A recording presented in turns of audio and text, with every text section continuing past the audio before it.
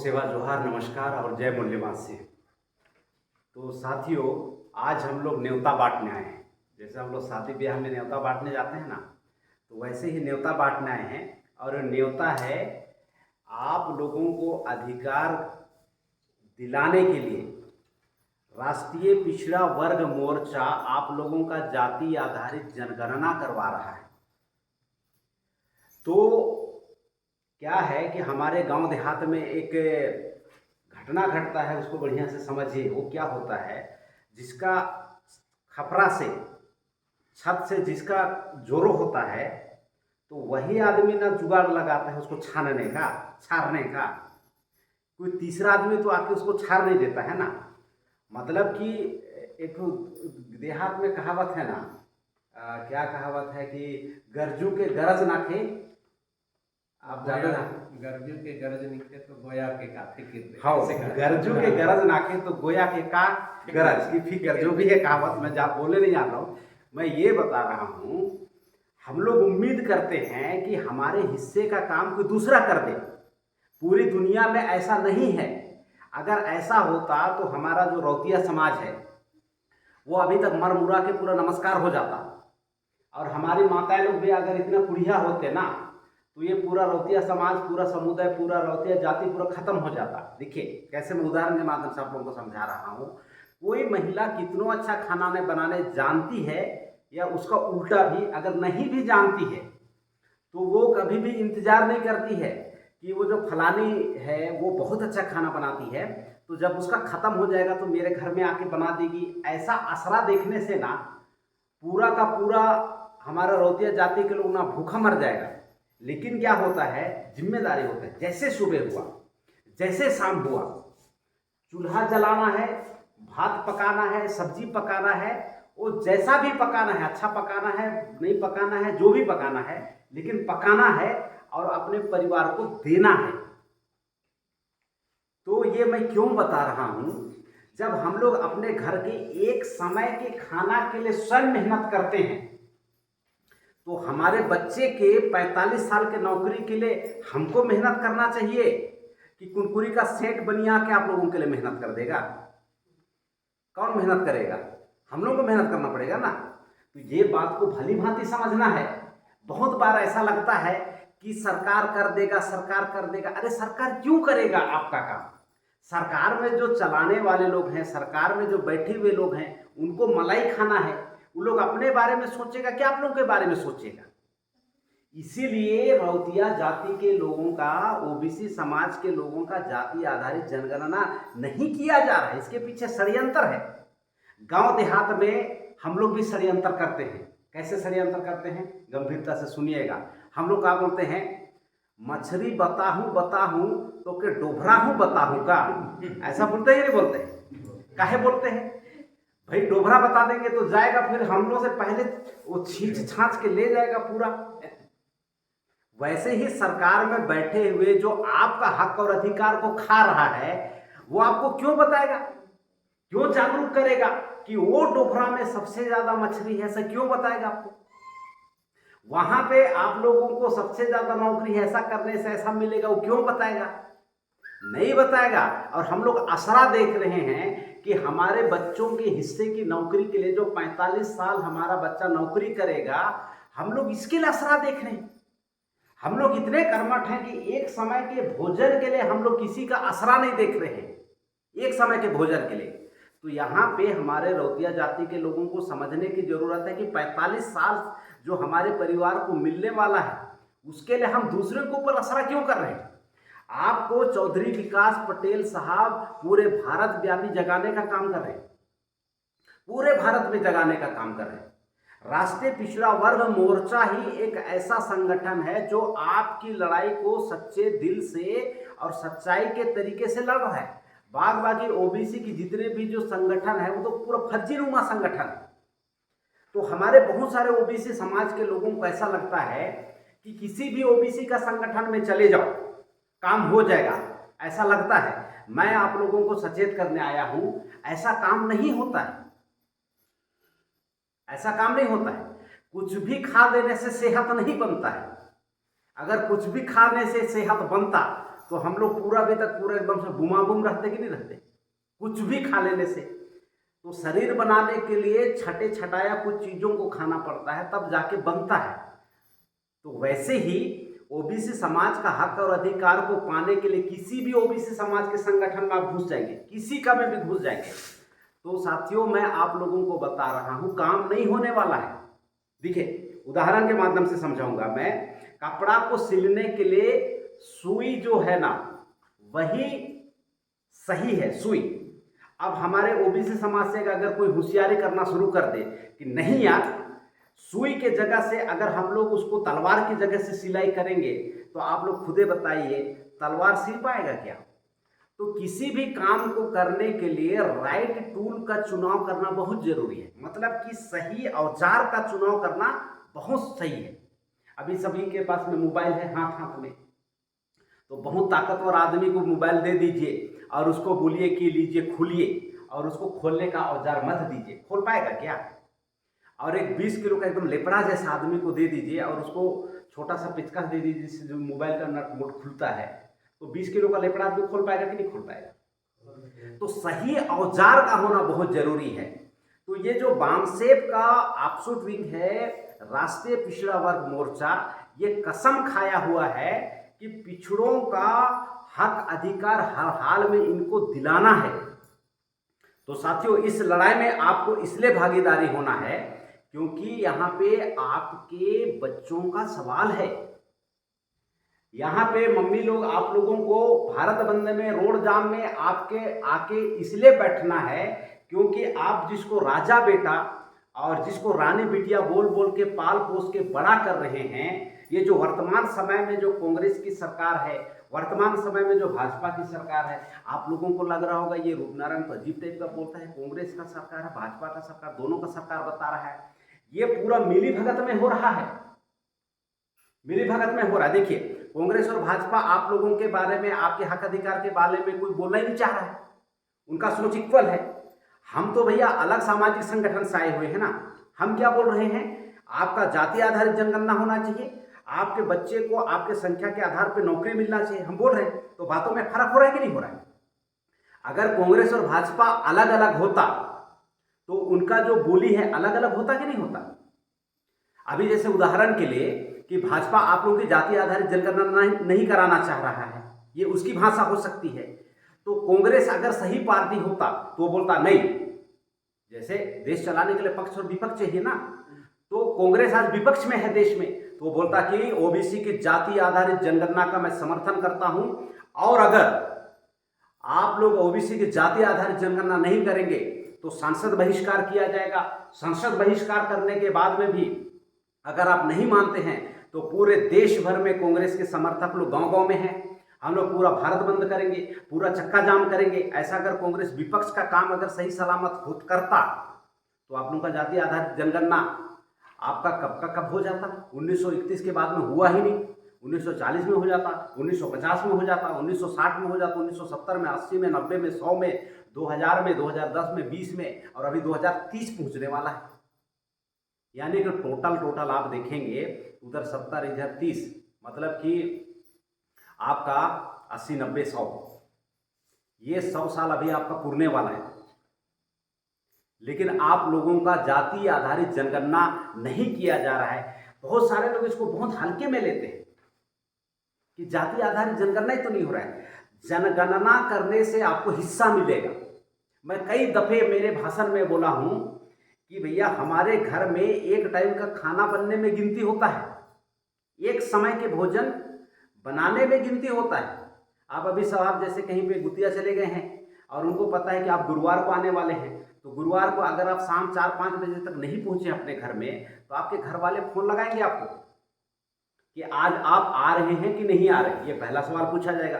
दूसरा सवाल पूछा जाएगा कि आप आ रहे हैं तो खाना खा के आ रहे हैं कि बिना खाए आ रहे हैं। क्यों पूछा जा रहा है? क्योंकि शाम को उसके हिस्से का भोजन बनना है। और अगर ऐसा नहीं पूछेंगे और उसके हिस्से का भोजन अगर नहीं बना के देंगे और वो पता चल रहा भूखा आया बिना खाना खाए वहां से जहां से आ रहा है, तो शाम को घर पे भूखा हो जाएगा कि नहीं हो जाएगा? तो एक समय के भोजन के लिए गिनती किया जा रहा है। तो आप लोगों का नौकरी के लिए गिनती नहीं है, आप लोगों को यहाँ पे सरपंच बनने के लिए गिनती नहीं है, विधायक बनने के लिए गिनती नहीं है ना, कलेक्टर बनने के लिए गिनती नहीं है, एसपी बनने के लिए गिनती नहीं है, मास्टर बनने के लिए गिनती नहीं है, पुलिस बनने के लिए गिनती नहीं है। तो आपके साथ में कांग्रेस और भाजपा भयंकर धोखाधड़ी देने का काम कर रहा है आप लोगों का, इतना भयंकर धोखाधड़ी का देने का काम कर रहा है। और मैं देख के एकदम हैरान हो जा रहा हूं पूरे भारत देश में कि हमारे ओबीसी के जो भाई लोग हैं उन लोग सबसे ज्यादा भाजपा के समर्थक हैं। भाई जो चीज आपको जो संगठन, जो पॉलिटिकल पार्टी आपको नौकरी नहीं दे रहा है और उसी का हम पूरा अंत समर्थक बन के उसी को जितवाएंगे, तो भाई आपको नौकरी नहीं देने का जो मामला है लंबे समय तक और ज्यादा मजबूत होते चला जा रहा है। तो सोचिए कितनी गंभीर बात है। और ये बात आप लोगों को वहां पे कोई नहीं बताने वाला है। जैसे शुरू में मैं आपको बताया है ना, शुरू में बताया मछली बताऊं तो कि डोभरा हूं बताऊं का, क्यों? क्योंकि भाई अगर आपको बता दिया जाए तो हर दूसरा ओबीसी का आदमी नौकरी में रहेगा। अच्छा, आप लोगों को लग रहा है कि भाई आप तो आदिवासी हैं, आप क्यों बता रहे हैं? देखिए हमारा तो 7.5% की हिस्सेदारी है। अब 7.5% से ज्यादा तो चाहिए नहीं अपने को, 7.5% से ज्यादा अपने को नहीं चाहिए, इसलिए मैं बता रहा हूं। आपका 52% का 1921 की जनगणना के हिसाब से है, अभी तो आपका 62%, 70% भी हो सकता है। तो हमारा क्या है कि हम बाबा साहब अम्बेडकर को मानने वाले हैं, भाईचारा को मानने वाले हैं, समानता को मानने वाले हैं। तो हम लोग चाहते हैं कि भाई आपका हिस्सा हो, आपको हिस्सा मिले, इसीलिए हम लोग आप लोगों के बीच में बताने का प्रयास कर रहे हैं। और ये लड़ाई आपका है। जैसे हमारा खपरा का घर में जोरो होता है, पानी चूता है, तो हमको बहुत अच्छा छाना आता है या नहीं आता है, हम स्वयं छाते हैं, उसको छाने का काम करते हैं ताकि पानी घर में ना गिरे और परिवार के दूसरे लोगों को तकलीफ ना हो। वैसे ही साथियों, आपके हर दूसरे ओबीसी को नौकरी का अधिकार है, यानी कि पूरे भारत में आधा आबादी ओबीसी का है, तो पूरे लोगों को नौकरी लगे, उसके बाद में दूसरे नंबर में आपका नौकरी लगे। पहले आदमी को नौकरी लगा, दूसरे नंबर हर दूसरा आदमी आप लोगों का कर्मचारी हो सकता है। तो कर्मचारी होना बहुत जरूरी है। कर्मचारी होने से क्या होता है, आप लोगों को लगता होगा कि कर्मचारी को पैसा मिलता है, तनख्वाह मिलता है, नहीं वो बात तो है, उसको मिलता है नहीं मिलता है ऐसा बात नहीं है। लेकिन कर्मचारी होने का, अधिकारी होने का दूसरा एक फायदा होता है सामाजिक प्रतिनिधित्व। अभी देखिए, मैं कोई जनरल कैटेगरी का आदमी नहीं हूं, मैं आप लोगों को ओबीसी के लोगों को अपना बड़ा भाई मानता हूं, क्योंकि संख्या के आधार पर सबसे ज्यादा वो हैं। एससी को मैं दूसरे नंबर का बड़ा आदमी दूसरे बड़ा भाई मानता हूं, और आदिवासी लोग हम लोग छोटे भाई, क्योंकि हम लोग संख्या में कम हैं। तो देखिए ये मामला कैसा होता है, ये मामला ऐसा है कि जैसे जो भाईचारा होता है ना, जैसे जो भाईचारा होता है, अगर हम लोग इसको अगर बताएंगे। अच्छा, मैं इससे पहले मैं क्या बता रहा था दिनेश सर, इससे पहले जो 3-4 शब्द इस्तेमाल किए, इससे पहले मैं क्या बता रहा था, थोड़ा सा मुद्दे से भटक गया मैं, जानकारी है क्या बता रहा था साहब मैं? ओबीसी जैसे हमारा बड़ा भाई है, उससे पहले मैं क्या बोला था?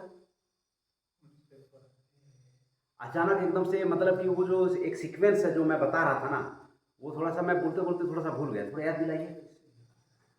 चलिए कोई बात नहीं, बोलते बोलते याद आ जाएगा तो मैं बताऊंगा मैं। तो संभवतः मैं ये बोलना चाह रहा था कि ये जो मतलब कि जो हम आपको मदद क्यों कर रहे हैं बोलते हैं। हाँ, हम आपको मदद क्यों कर रहे हैं, बिल्कुल बिल्कुल, बहुत बहुत धन्यवाद साहब आपका। हम मदद क्यों कर रहे हैं आपका, क्योंकि जो ओबीसी के लोग हैं, एससी के लोग हैं, वे हमारे बड़े भाई हैं, पहला बात संख्या के आधार पे। और दूसरा बात है वो डीएनए के हमारे भाई भाई हैं। देखिए अभी जैसे मैं आदिवासी हूँ, उरांव जाति से मैं ताल्लुकात रखता हूँ। अभी आप साहब, अगर हम दोनों का शकल को मिलाया जाए और एक जगह पे खड़ा करा दिया जाए उरांव बस्ती में, तो आपको कोई भी नहीं बोलेगा कि रौतिया है। शकल सूरत, कलर वाला, स्किन पूरा मिल रहा है। मतलब कि ये क्यों? क्योंकि डीएनए के भाई बहन पूरे विश्व में 200 देशों में कहीं पे भी जाति नहीं है, लेकिन भारत में जाति है। क्यों? क्योंकि 3.5% जो अल्पसंख्यक लोग हैं उनको भारत देश में राज करना था। उन्होंने दिमाग लगाया कि भाई इन लोगों को कैसे एकदम से छीन बीन करके इनको बर्बाद कर दिया जाए। तो उन्होंने जाति बनाया। जाति कितना बनाया? 6743 जाति बनाया और उसको क्रमिक असमानता के आधार पे बनाया। हमारे लोग समाज में कैसे जीवन जीते हैं? अरे मोर रौतिया ही हो, मतलब उराव से बड़खा ही हो, तो अपने आप को ऐसा पूरा न समाते ऐसा।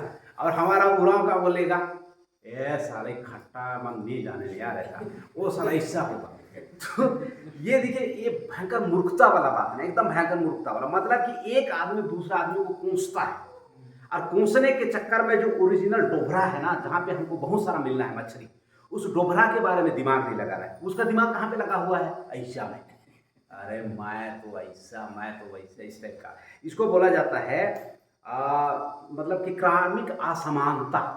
क्रमिक असमानता होने की वजह से एक दूसरे से हम लोग उठना बैठना नहीं चाहते हैं, एक दूसरे से हमारा बेटी रोटी का संबंध नहीं होता है, एक दूसरे से भाईचारा नहीं होता है। अब भाईचारा नहीं होगा तो भैया ज्ञान कैसे बढ़ेगा? अगर जैसे आप लोग हम लोगों को पसंद ही नहीं करते, तो अभी जो इस 15-20 मिनट के दरमियान में जो मैं कुछ बातें बोल पा रहा हूँ, ये कहाँ से बोल पाता? अगर ये बातें आपको नहीं बोलता तो आप लोगों को समझ में कैसे आता? ये मामला है। तो मोरल ऑफ कंक्लूजन ये है साथियों कि आपको अपने अधिकार की लड़ाई स्वयं लड़ना पड़ेगा।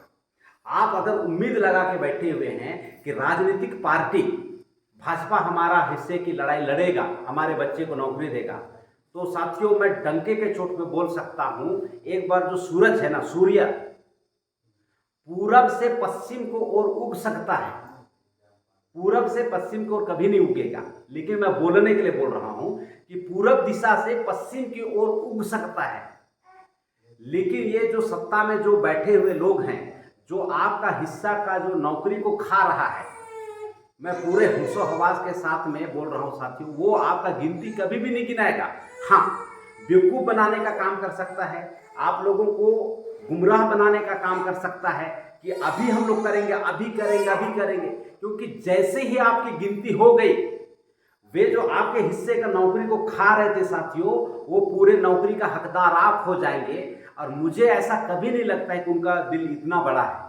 मतलब कि मैं बोला, सही औजार को पहचानने का प्रयास कीजिए कि सब्जी काटने के लिए सुई काम आएगा कि चाकू काम आएगा, है ना? सब्जी काटने के लिए चाकू काम आएगा कि सुई काम आएगा? कपड़े सिलने के लिए सुई काम आएगा कि चाकू काम आएगा, तलवार काम आएगा? आपको सही औजार को पहचानने की जरूरत है, क्योंकि मैं बताने का प्रयास कर रहा हूं। आप नहीं मानेंगे तो मैं जबरदस्ती आपको नहीं मनवा सकता हूं ना, मैं जबरदस्ती तो मनवा ही नहीं सकता। तो इसमें क्या है कि आपको अपना विवेक का इस्तेमाल करना है। मेरी बात को 100% इसलिए आपको नहीं मानना है क्योंकि मैं रूपनारायण का बोल रहा हूं। देखिए, मैं ये बहुत गंभीर बात बता रहा हूं। और भाजपा का बात को भी 100% आप लोगों को इसलिए नहीं मानना है कि वो भाजपा पार्टी बोल रहे हैं, कांग्रेस पार्टी बोल रहा है। आप लोगों को क्या करना है? अपना बुद्धि का इस्तेमाल करना है कि कहां पे आपका फायदा हो रहा है। भाजपा और कांग्रेस ओबीसी की जाति आधारित जनगणना नहीं करवा रहा है, उसमें आपको फायदा है या उसमें आपको नुकसान है, ये आपको स्वयं तर्क करना पड़ेगा इधर। और भारत मुक्ति मोर्चा का जो ऑफशूट विंग है, बामसेफ का जो ऑफशूट विंग है, राष्ट्रीय पिछड़ा वर्ग मोर्चा, ये आप लोगों का गिनती कराना चाह रहा है, ये आप लोगों को नौकरी में बराबर का हिस्सेदार बनाना चाह रहा है। तो आप लोगों को अपना विवेक का इस्तेमाल करना है कि हमको किस जगह पे किस औजार के साथ में लड़ाई लड़ना है। किसी भी औजार के साथ में काम नहीं बनने वाला है। खेतों में हल चलाने के लिए अगर हम लोग परंपरागत खेती करते हैं तो हम लोग बैल में हल लगाएंगे तो उसमें काम होगा, उसका सिस्टम है। हल फंसाएंगे तभी जुताई कर पाएंगे। और कोई आदमी सोचेगा नहीं मैं तो साला पाटा लगा के जोतूंगा, ऐसा बोलेगा तो जोत पाएगा क्या भाई? उसमें जो हल का सिस्टम है, उसमें जो लोहा का जो संगी है उसको लगाते हैं तो वो थोड़ा सुजू होता है, तो ऐसा जमीन को ऐसा छेदते जाता है। अब कोई ज़्यादा होशियार नहीं मैं तो पटा से मैं जोतूंगा, तो पटा तो मट्टी को ऐसा सम करता है ना। तो सही औजार को चुनना बहुत जरूरी है। और पूरे मैं अभी देखिए सोशल मीडिया में मेरा वीडियो रिकॉर्ड हो रहा है, मैं इसको यूट्यूब में डालूंगा। मैं पूरे देश भर के ओबीसी के साथियों को बोल रहा हूं साथियों कि आपका जो काम है ये चौधरी विकास पटेल साहब के नेतृत्व में जो ओबीसी की लड़ाई लड़ा जा रहा है, यही मतलब कि मकसद अंजाम तक पहुंच सकता है, मुकम्मल मकसद तक यही संगठन। क्योंकि ये संगठन का एक आदत है, ये कभी भी समझौता नहीं करता है। जो समाज के लिए जो सिद्धांत है, सही का सिद्धांत, फायदे का सिद्धांत है, उसके लिए यहाँ के जो कार्यकर्ता लोग ना मर मिटने के लिए तैयार हैं। इतना भयंकर मामला है। अभी पिछले समय पे मैं ओबीसी के कुछ जातियों से मुलाकात किया था और मुझे ऐसे प्रबोधन करने के लिए बुलाया गया था और मैं ऐसे प्रबोधन दिया। उसके बाद में वे अंतिम समय में जैसे हमारा कैमरा वैमरा सब बंद हुआ, उसके बाद में ऐसे थोड़ा सा फॉर्मल ऐसे बैठ के बात कर रहे थे, तो वो मेरे को जानकारी दिए कि बहुत अच्छा जानकारी दिए, बहुत अच्छा लगा आपका बताने का तरीका, ये सब मेरे को बोला गया। उसके बाद में बोला कि हम लोग का ओबीसीओ का ना पहले से संगठन बना हुआ है। मैं खुश हुआ, मैं अंदर मैं बोला बहुत अच्छी बात है, आप बहुत जागरूक है, बहुत जागृत हैं, अपने हिस्से की लड़ाई लड़ रहे हैं और ये ऐसा करना चाहिए। मैं बोला किसके नेतृत्व में लड़ाई लड़ रहे हैं? तो वो बोलता है कि हम लोग ना वो डॉक्टर रमन सिंह के अध्यक्ष डॉक्टर, अरे वही भाजपा का जो आपका पुराना छत्तीसगढ़ का मुख्यमंत्री, अरे वही लोगों के कर्मों धर्मों के चक्कर में तो आप लोगों का नहीं हो रहा है गिनती। अब मैं बोल रहा हूँ कि भाई सही औजार पटा से आपका खेत जुताई नहीं होगा भैया, आपको प्रॉपर तरीके से हल लगाना पड़ेगा। तो इसीलिए 30 अक्टूबर को बुधवार का दिन पड़ रहा है। अभी जैसे आप लोग लोरो घाट के नीचे एकदम से जबरदस्त तरीके से पूरा आप लोग चक्का जाम किए थे, ऐसे चक्का जाम करके सरकार को मनवाने में पूरा ताकत लगाइए। ये लड़ाई है साथियों, और देखिए लड़ाई ताकत से जीता जाता है, गिड़गिड़ाने से नहीं जीता जाता है। कहीं पे भी पूरी दुनिया के अंदर में आप लड़ाई लड़ते हो गिड़गिड़ाते हुए नहीं दिखेंगे। आप मान जाइए, ऐसा नहीं लड़ाई होता है, ताकत के आधार पर जीता जाता है। जो ताकतवर होता है वो अपने हिस्से का ले लेता है। अभी जैसे हम लोग बैल पालते हैं और अगर 4-5 बैल के लिए इकट्ठा घास दे देते हैं तो ताकत का सिद्धांत समझा रहा हूं। जो बैल सबसे ज्यादा ताकतवर होता है, आते के साथ में 2 जन को धुनकता है, 2 बैल को इधर ऐसा ऐसा लेफ्ट राइट मारेगा ना, उसके बाद में जब उसको लगेगा अरे बाप रे तो ताकतवर है, तो थोड़ा सा वो छिटक के खाता है। तो ओबीसी को ताकतवर बनना पड़ेगा। जो आपका हक अधिकार खा रहा है इतना आसानी से नहीं देने वाला है। इसलिए समस्त ओबीसी जाति के लोगों को, सिर्फ रौतिया जाति के लोगों को नहीं, समस्त ओबीसी जातियों को, मतलब कि 3000 से ऊपर जो हमारे जो ओबीसी की जो जाति लोग हैं, समस्त ओबीसी जातियों के बीच में भाईचारा बढ़ाइए। यादव के लोगों के बीच में भाईचारा, साहू लोगों के बीच में भाईचारा, प्रजापति लोगों के बीच में, विश्वकर्मा लोगों के बीच में, रौतिया लोगों के बीच में, है ना। ऐसा भाईचारा इकट्ठा कीजिए, ताकतवर बनिए, आपको आपके हिस्सा मिल जाएगा। लड़ाई का सिद्धांत है जो ताकतवर होगा वही जीतेगा। अगर गिड़गिड़ाने से मिल जाता तो मैं जब से होश संभाला हूं साथियों, जसपुर के जो धरना स्थल है ना, वो आपका रंजीत स्टेडियम के बाजू में हमारी मांग पूरा करो पूरा करो, गिड़गिड़ाता है। गिड़गिड़ाने वाला लोग नहीं इस कामयाब होगा। एकदम से सुनिश्चित तरीके से स्पष्ट प्लानिंग के साथ में जो लड़ाई लड़ेगा वही जीतेगा। मैं जब से होश संभाला हूं तब से मैं देख रहा हूं, अन्य अत्याचार बंद करो बंद करो, हमारी मांग पूरी करो पूरी करो, कोई पूरा नहीं कर रहे।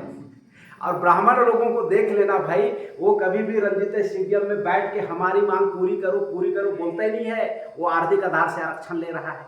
आप लोगों का हिस्सा खा के 90% नौकरी में वो घुस गया। वो कभी नहीं बोल रहा है मांग पूरा करो मांग करो। उसको पता है सही औजार क्या है। लोगों को बेवकूफ बनाओ, वोट लो, सरकार में बैठो, और सरकार में बैठने के बाद में एकदम से तुरथी अपने लिए कायदा कानून बनाओ। सही औजार चुना उन लोग। औजार क्या है? लोगों को बेवकूफ बनाओ, उनका वोट को लो, उसके बाद में दिल्ली में बैठो। दिल्ली में बैठ के ओबीसी के नाम पे वोट लेना है, लेकिन ओबीसी को नौकरी नहीं देना है। नौकरी किसको देना है? ब्राह्मण को आर्थिक आधार पे 10% का नौकरी देना है। उसके बाद में अगर पास नहीं हो पाएगा तो भाड़ में जाए पास वास, उनको लेटरल सिस्टम से डायरेक्ट नियुक्ति देना है ना। उसके बाद में जज बनाने के लिए कोई परीक्षा का व्यवस्था नहीं करना है। सीधा कॉलेजियम सिस्टम में 4-5 जज लोग बैठेगा, उसके बाद में दूसरा जज की नियुक्ति करके उसमें घुसेड़ देगा। सही औजार का इस्तेमाल कर रहा है। मैं उन्हीं के कार्य प्रणाली को आप लोगों के बीच में समझा रहा हूं। मांगने से कुछ भी नहीं मिलता है। हम आदिवासी लोग बहुत समय से 5वां अनुसूची लागू करो नहीं लागू कर रहा है। क्यों लागू करेगा? 5वां अनुसूची लागू करेगा भैया तो यहाँ पे डबल कलेक्टर बैठेगा, आदिवासी कलेक्टर बैठेगा, आदिवासी सीओ बैठेगा। इनका एक नहीं चलने वाला है। उन लोग देंगे हम लोगों के लिए। भाई ये जो राजपाट है ना, राजपाट हासिल करने के चक्कर में राजाओं का प्राण चला जाता था। और ये जो ओबीसी की जाति आधारित जनगणना, ओबीसी की नौकरी, ओबीसी का कलेक्टर, ओबीसी का एसपी, ओबीसी का जज, ओबीसी का मंत्री, ओबीसी का विधायक, ओबीसी का सांसद की बात बोल रहा हूं ना।